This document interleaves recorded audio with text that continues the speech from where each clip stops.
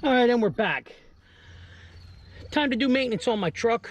I don't drive it very much at all since I retired. In fact, I drove it to the tune of 520 miles in the last 17 months. That's it. Generally, I use my motorcycle exclusively. If there's no salt on the road, I take my bike. I take the truck grocery shopping once a week just to keep the battery charged. I have a solar battery charger plugged in. I put in my own power port, so this way it helps to maintain the battery. So I just changed the oil, but what I'm going to show you now is how to do, come on, get in there, how to do a cabin air filter. Even though I don't drive it much, I'm parked under a tree, and the issue with that is all the crap falls off and gets into the fresh air system. So I always make sure I keep the cabin air filter clean. All right, so first thing you're going to do, obviously take everything out of your glove box, okay, and then you have to unhook this little retractor. And basically what you do is you just have to lift up on the door and then pull that back like so, and then here, hold on, try to get you an angle here, and then pop it out.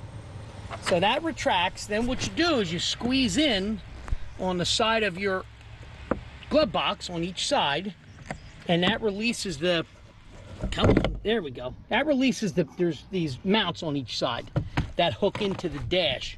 So if you look up in here, now some of you may or may not have this, all right? I didn't have the cabin air filter, all right, until like 6 months after I bought the truck. I went looking for it and found out I didn't have it. So you can buy these kits cheap. And what it is it comes with a door, it comes with a filter, and you're good to go. So what I did was the clips on these things aren't the best. Let's see if I can get the tape back up here. So what I do is I put it on, and I also use duct tape to help hold it in place. Oh, you guys can get it out here. I'll show you. Come on, what'd you do? Restick? There we go. So I use duct tape. I pop it in place. It's got clips on each end. And what I do is I pop it in place. Now I'm stuck to my damn glove. This tape will re-stick, so I don't need to add more to it. It works well. Hold on. So, and then what you do is it's a genuine Mopar. Okay, there's your part number. It fits multiple vehicles. So, and then what you have, you see there's your cabin air filter. So all you got to do is reach up in here. Trying to get you a better angle. There we go. And once you get it started, it'll pop right out. And you see, now this isn't too bad, but you can see in between the pleats, look at all that garbage, okay? You see that crap there? Hang on. Hold on. All right, you see all that crap? All that stuff would be in your fresh air system. And what that does is that clogs up, all right? That clogs up your heater core. You don't want that. So if you don't have a cabin air filter, you don't have a door for it, buy the kit. All you got to do is take a hot knife and you cut out, there's like indented lines there that shows you where you have to cut. And you cut that out and then put the kit in and put a cabin air filter in. Because I'm telling you, you see, look at that crap. Look at that. It's in every pleat.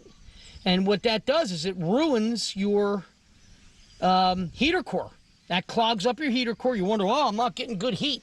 Well, this is the crap that sucks in there, goes through the system, and gets sucked up in and ruins it. So that's something you want to keep in mind, all right? So, if you don't have the kit, get one. They're well worth having. It definitely saves you some time, and down the road, a dash getting ripped out and replacing the heater core. So, all right, now we're going to put it back together. Here, let me set you down for a minute. You look at my Blueberry Bear. Where is it at? Come on. There it is. There's Blueberry Bear. My daughter gave me that for Father's Day one year, like 10, 12 years ago, and I've been carrying it ever since. So, oh, look who's arriving. It's Paulie. So, and then all you do is you got to get your replacement back up in there. This one, they have the stamped on the wrong end. I think it's on the side. All right, I'm gonna have to set you down so I can get this in place here. Come on.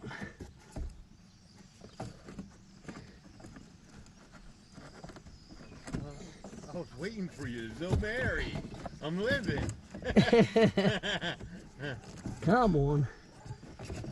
Your dog barking? Yeah, that's Kelly. She goes off the deep end. You know how she Oh, is. you're doing a filter? Yeah, I'm trying to do the cabin air filter here, but I'm showing people on my video how to do it. Oh. But I'm having difficulty myself. So I gotta get, what happens, my back's killing me today. I need that shot, and it's, I gotta get up underneath the dash to do it. So, kind of painful, let's put it that way. You went food shopping? Yeah, I did. Already? Yeah, going and back. Oh. I just changed the oil in this. Oh, yeah, I was waiting for you. I didn't Yeah. know what happened to you. Come on. All right, I'm going to have to stop you guys because I'm going to have to move the glove box and lay up on the floor to get that in. All right, I'm back. Took me a couple minutes. I had to get up underneath the dash to put it in. So now what we got to do is get the door back on. And you see the shape of the door, okay? And it follows this little line right here, okay? And goes up around. So let me get that back in place. All right, I'm gonna have to set you down. I need 2 hands again because I gotta keep the tape back. Because like I said, I use the tape just as a double to make sure it ain't gonna come off. And then I slide the tape back. Once I get the ends clipped in, I slip the tape back on it, and that makes sure that it's not going anywhere. So it's clipped in. Sometimes those clips don't hold. I came out one time, I changed it, and it was actually one side of it had fallen off. So, but there you go. So that's back up in, and then all you got to do is put your glove box back in. I don't know if you guys can see that. See, yeah, you can see that pretty good. So what you have to do is pull your retractor cable back down, and you got to make sure you lock that in before you start putting stuff back together. So on the bottom, if you look down here, you got slots for hinges on the glove box, and then there's your hinge slots right there. Okay, so you just got to make sure you get those all in position and pushed up in. All right, see how that's lined up there?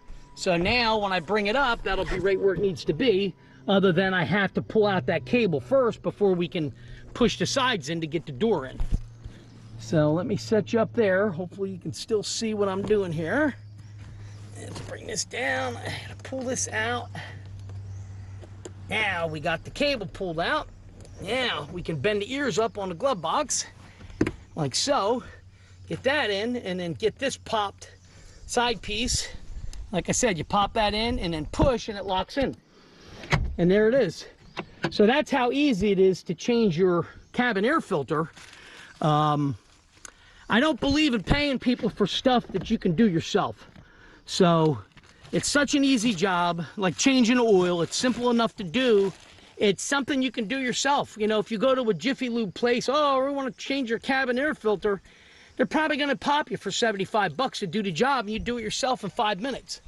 And again, if you don't have it, you can get a Dremel or a hot knife. I have a soldering iron with a hot knife, and that's how I cut the slot out. But it shows you how to do it. It's simple, it's easy. The kits, I think, are like $12, $15. Put a cabin air filter in your truck, your Ram. This is a Ram 1500, 4th generation. Do it and save yourself some other headaches down the road. All right, thanks for watching. I'll see you guys in the next video.